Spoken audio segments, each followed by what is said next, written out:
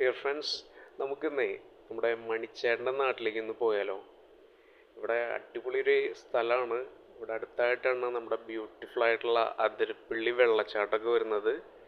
ഈ നാഷണൽ ഹൈവേയുടെ തൊട്ടടുത്തായിട്ട് ഒരു 300 മീറ്റർ മാറിയിട്ട് നല്ലൊരു സ്റ്റാൻഡേർഡ് ഏരിയയിൽ ഗ്രീനിഷ് ആയിട്ടുള്ള ലൊക്കേഷനിലായിട്ടാണ് നമ്മുടെ ഒരു അടിപൊളി ഒരു വീട് വരുന്നത്.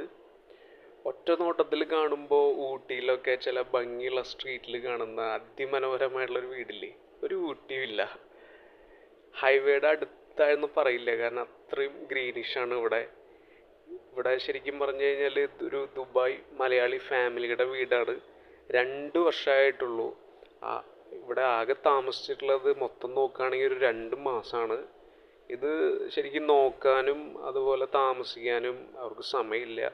അതുകൊണ്ടാണ് ഇതൊന്ന് സെയിൽ ചെയ്യാമെന്ന് വിചാരിക്കുന്നത്. കോമ്പൗണ്ടിൽ ഒരു 4ഓളം കാറ് പാർക്ക് ചെയ്യാനുള്ള സ്പേസ് വരുന്നുണ്ട്. ഇനി അതുപോലെ തന്നെ നമുക്ക് ഇതിൻ്റെ ഒരു ഫ്രണ്ടേജ് നോക്കുകയാണെങ്കിൽ ഈ ഒരു പൂമുഖം മാത്രമാണ് ഒരു കേരള തനിമയുള്ളത്.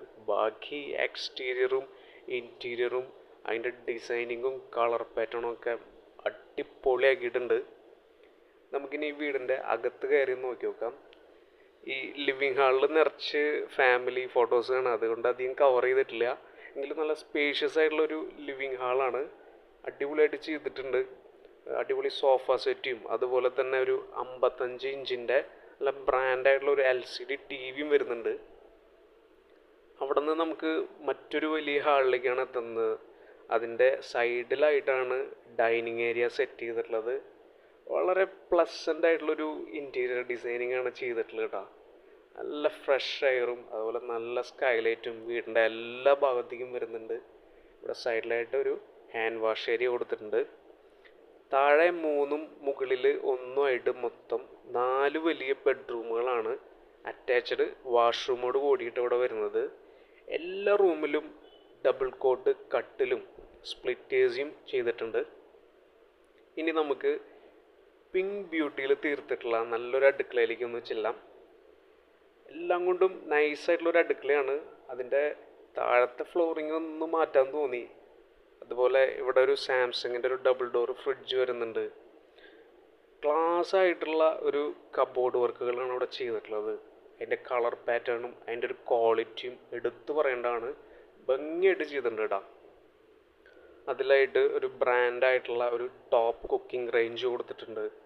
അതുപോലെ തന്നെ ഇതിൻ്റെ ഷെൽഫുകളൊക്കെ വളരെ ഈസിയാണ്, ഭയങ്കര കംഫർട്ടബിളായിട്ട് തോന്നി. അതിൻ്റെ തൊട്ടടുത്ത് തന്നെ ഒരു വലിയൊരു വർക്ക് ഏരിയ വരുന്നുണ്ട്.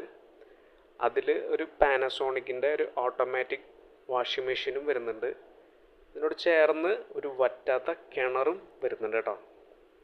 ഇനി മുകളിൽ നോക്കുകയാണെങ്കിൽ ഒരു പാർട്ടി ഫങ്ഷന് പറ്റിയിട്ടുള്ള വലിയൊരു ഹാള് സെറ്റ് ചെയ്തിട്ടുണ്ട്.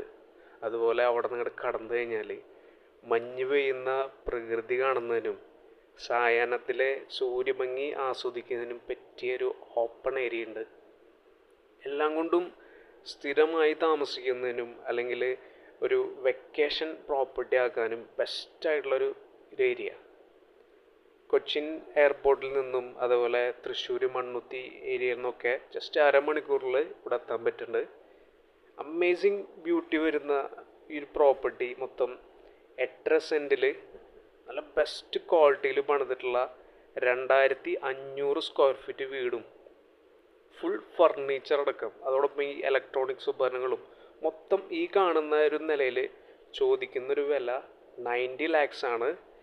തീർച്ചയായും മനോഹരമായിട്ടുള്ള ഈ ഒരു പ്രോപ്പർട്ടിയുടെ കൂടുതൽ കാര്യങ്ങൾ അറിയുന്നതിന് തീർച്ചയായും കോൺടാക്റ്റ് ചെയ്യുക.